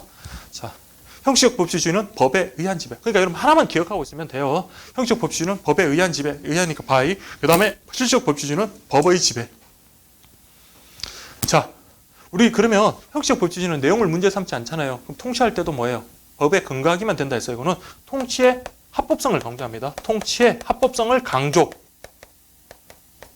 근데 실질적 법치주의 같은 경우는 통치가 법에 근거했을 뿐만 아니라 그 내용이 사회 정의에 부합한다. 뭐다? 통치의 정당성을 강조한다. 자, 요거까지 정확하게 구분을 하셔야 됩니다. 자, 여기까지. 자, 이렇게만 보면 여러분들 다 정리가 되는 거예요. 자, 제가 뭐 다음 시간에 요 관련되는 여기 저기 이번에 나왔던 수능 문제 있거든요. 그 수능 문제가 여러분 그 다음에 보니까 시험에 잘 출제되더라고요.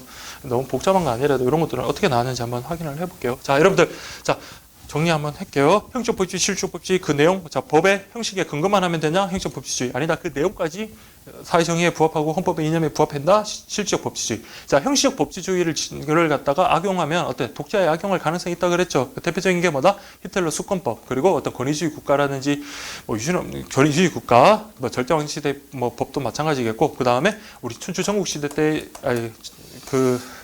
춘추 전국시대 때 법가사상, 거기 이제 진시황이 이제 법가사상, 그게 여러분 형식적 법치주의에 뭐 어떤 관련되는 거고, 자, 요거 관련해서 법에 근거만 하면 되니까 법에 의한 지배, 그 다음에 요거는 통치의 합법성, 법에 근거만 하면 된다 해서 통치의 합법성을 강조한다면, 실질적 법치주의라는 것은 그 형식적 근거뿐만 아니라 그 내용도 정당성도 문제를 삼거든요. 내용도 문제를 삼기 때문에, 자, 이거 오늘 민주주의에서는 우리 법치주의라면 실질적 법치주의를 의미한다.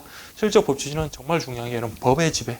여러분들 딱 네 글자입니다. 법의 지배. 법의 지배는 이렇게 생각해요. 법의 지배, 오늘날 바람직한 거다. 그래서 형식 플러스 내용까지 다 정당해야 된다라는 법의 지배, 그리고 통치의 정당성. 그래서 여러분들 이렇게 딱 구분해놓고 학생 2명이 딱 나와요. 학생이 2명이 야, 너 법치주의, 선생님이 그래요. 야, 법치주의에서 어떻게 생각해? 그러면 갑이 나는 법은 합법적인 절차에 따라서 만들면 된다라고 생각해. 뭐 이런 식으로 하면 형식 법치주의고, 아니야, 그 내용도 정당해. 그럼 그렇게 한 다음에 이런 것들 지문으로 쫙 내거든요. 그래서 여러분들 그렇게 해서 정답 맞추시면 됩니다. 아시겠죠? 그래서 오늘날, 자, 지문에 이렇게 나와요. 오늘날 민주주의는, 자, 오늘날 민주주의는 법에 의한 지배가 아니라 법의 지배를 의미한다. 맞습니까? 틀렸습니까? 맞습니다. 알겠죠? 오늘날 민주주의 국가에서는 법에 의한 지배가 아니라 법의 지배를 의미한다. 그렇게 좀 정리를 하시면 됩니다. 아시겠죠? 자, 요거 저기 그 다음 장에 여기 밑에도 나와 있네요. 그래서 요거 이렇게 정리를 하시고 한번 살펴볼게요. 자, 법치주의라는 것은 좋은 겁니다. 그렇죠? 옛날처럼 사람이 마음대로 다스리는 게 아니라 법에 근거를 해서 한다는 것, 어떤 정책을 결정하고 집행을 한다는 건 참 좋은 거예요. 근데 그 유형과 관련해서 형식 법치주의 같은 경우는 잘못 악용될 가능성이 있기 때문에 문제가 있는 거지 꼭 나쁜 건 아닙니다. 그래서 자, 형식적 법치주의라는 것은 절차적 형식에 따라 법이 제정되고 법의 형식에 따라 통치가 이루어지기만 하면 내용 같은 거, 목적 같은 걸 문제 삼지 않는다라는 거. 실적 법치주의는 뭐까지? 내용까지 살펴보겠다라는 거.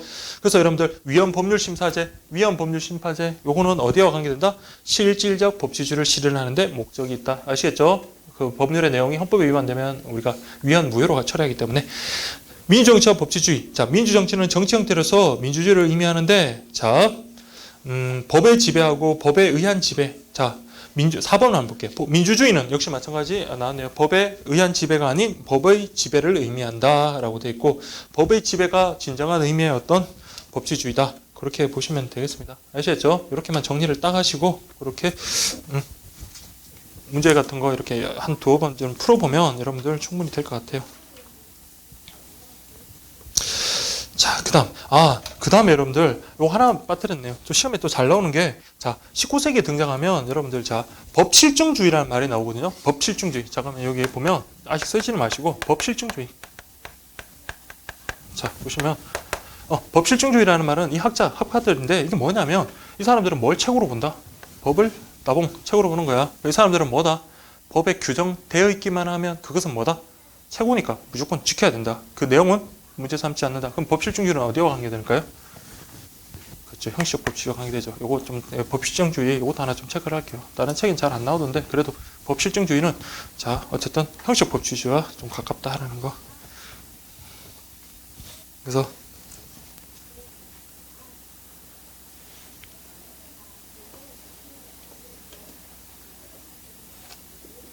자, 그래서 37페이지 저기 그 자료 있잖아요. 자료에 노트 그 자료에 보면 법치주의에 대한 2가지 관점은 무엇일까? 자, 이런 식으로 문제가 나올 겁니다. 첫 번째 가보면 법치주의는 좋은 법의 지배가 아니라 그 연원을 사회적 사실에서 확인할 수 있는 실정 법률의 지배일 뿐이다. 따라서 합법적 절차에 따라서 만들어진 법이 지배하는 거다. 이 뭐 내용 같은 문제 안 삼고 뭐야? 합법적인 절차라 그랬잖아요. 그래서 이건 뭐다? 형식적 법치주의. 그리고 특히나 이거 뭘 했어? 실정 법률. 그러니까 실정 법률. 이거는 법이란 법인데 그 법 중에서 어떤 법이냐면 자연법은 얘들 인정 안 하거든요. 무조건 뭐해? 문헌에 규정되어 있는 실정법만을 최고로 보는 거예요. 그래서 이거는 지금 형식 법치주의 또는 법실정주의자의 입장이다. 그렇게 보시면 되고, 나 같은 경우는 법치주의란 상위법의 지배이며 그것은 일정한 도덕적 요청들과 정의의 요청을 충족해라. 그러니까 내용이 뭐예요? 정의에 부합하고 상위법. 상위법이라는 건 법률보다 상위는 뭐밖에 없어요. 헌법이잖아요. 헌법의 이념에 부합해야 된다. 그래서 입헌주의가 법의 지배를 의미한 것이다. 이건 뭐다? 실질적 법치주의다. 이런 식으로 여러분들 구분하시면 됩니다. 아시겠죠? 예. 그렇게 보면 되고요. 그 다음에 뒷장에 한번 넘겨보면 저기 히틀러의 수권법이 말해주는 것은 무엇일까라고 되어 있네요. 자, 봐요. 이게 법이에요. 법률. 봐요. 1조. 라이 법률은 라이 헌법이 규정하고 있는 절차에 의하는 외에 라이 정부에 의해서도 의결될 수 있다. 저 문제가 뭡니까? 법률을 누가 한다고 되어 있습니까? 정부가 의결한다고 되어 있죠. 우리 법은 누가 의결하는 겁니까? 원래 의회에서 의결해야 되는 거잖아요. 그렇죠? 근데 이 의회를 싸그리 무시하고 뭐야? 정부의 행정부의 힘을 너무나 배역적으로 권력 분립의 원칙을 파괴하는 그런 법률이잖아요. 그래서 1조에 문제가 있고 2조를 봐요. 라이 정부가 의결하는 법률에는 라이 헌법과는 다른 규정을 둘 수 있다. 이건 무슨 뚱딴지 같은 소리입니까? 우리 최고의 법은 뭐예요? 헌법이고 그 법률이나 명령 이런 것들은 어디에? 헌법에 위반돼서는 안 되는데 2조에서 뭐라고 했어? 법률은 헌법과 다른 규정을 둘 수 있다라고 했으니까 이거는 어떤 헌법의 그 법률의 어떤 체계 자체를 무시하는 그런 법이잖아요. 근데 이런 악법도 뭐다? 어떤 형식 그 합적인 절차를 지켰다면 이것도 뭐예요? 형식적 법치주의에서는 이것도 법치주의에 부합하는 거다. 이렇게 보는 거예요. 그래, 그렇게 보시면 되겠습니다. 자, 그렇게 보시면 되고요. 그래서 뒤에 여기 문제 같은 거 제일 마지막 문제 하나 볼게요. 7번 42페이지. 자, 워낙 중요한 거니까. 자, 법에 의한 지배는 법에 의한 지배. 자, 룰 바이 로. 법에 의한 지배는 뭡니까? 형식 실절. 형식적이죠. 형식적 법치. 법을 통치의 의사를 실현하는 도구나 수단으로 사용하는 것을 정당화하고 절대 왕조 시대 법, 곧 왕의 의지를 의미 중국의 법과 사상 역시 전제 군주의 통치 수단으로 법을 중치하였다. 법을 중시하였다. 무슨 말이죠? 어쨌든 자, 이거는 형식적 법치주의. 나는 법의 지배를 의미하는 법치주의는 국민에 의한 지배. 이거는 실적 법치입니다. 그럼 바로 지문 하나 들어갈게요. 1번. 가는 법을 통치 수단으로 삼다. 자, 형식적 법치주의는 뭐해서? 법을 통치 수단으로 삼는 거 맞죠? 그래서 1번은 맞습니다. 2번. 가의 논리는 독재 정부의 지배를 정당화하는 데 이용된다. 맞죠? 다음 3번. 나에서 법은 국민의 의사다. 그래서 법은 뭐예요? 국민의 의사이기 때문에 그 내용이 어때요? 국민의 의사에 부합해야 되고 정당해야 되겠죠. 그래서 3번도 맞는 말이 됩니다. 이렇게 추론하실 수 있어야 돼요. 아시겠죠? 자, 4번. 우리나라에서 나는 유신 정권에서 잘 나타난다. 자, 유신 정권의 가장 대표적인 우리나라의 무슨 시대? 거리주가 시대입니다. 나중에 우리가 헌법 개정 제가 쭉 한번 1차부터 건국부터 설명을 하겠는데, 자, 유신헌법은 정말로 악법이죠. 그게 뭐냐면, 자, 대통령한테 국회의원 3분의 1을 갖다가 선출할 수 있는 그런 권한을 줬어요. 그러니까 여러분, 입법행정사법에서 어떻게 될까요? 대통령이 의회를 갖다 3분의 1을 그냥 장악 먹고 들어가는 거잖아요. 그렇죠? 그러면 자기하고 반대되는 의견을 국회에서는 최소한 과반수가 있어야지 그걸 할 수 있는데 거의 뭐 불가능할 뿐만 아니라, 그리고 대통령이 또 뭐다? 법관도 마음대로 잘라 수도 있는 거고 임명할 수 있는, 그렇게 됐어요. 지금은 대통령 법관 같은 경우는 함부로 자르고 못 합니다. 그 10년 그 임기를 통해 가지고 그렇게 우리가 지금 평판사들도 그렇게 하고 있는데, 아무튼 그럼 뭐야? 자기의 마음에 안 드는 사람은 뭐든지 다 자르고 할 수 있다라는 것은 뭡니까? 어떤 권위주의 국가 시대의 전형적인 모습이 바로 유신헌법 시대인데, 이때도 뭐다? 유신헌법 시대 잘 나타나는 것은 뭐다? 형식적 법치주의죠. 권위주의 국가 시대. 그래서 이 나가 아니라 가가 되겠네요. 그 다음에 나는 통치자를 비롯한 모든 사람이 법에 종속된다. 그렇죠. 이게 바로 여러분들 실질적 법치주의다. 그렇게 보시면 됩니다. 아시겠죠? 자, 이렇게 보면 이제 정치의 기본적인 첫 이제 기본 개념은 끝나고, 이제부터 좀 머리가 좀 아프고 좀 더 각칙이죠. 그러니까 우리가 아는 앞에서 배웠던, 우리가 잠깐 언급했던 대통령제라든지 의원내각제 이런 것들 구체적으로 좀 들어갈 겁니다. 잠깐 쉬었다가 이렇게 좀 들어가겠습니다.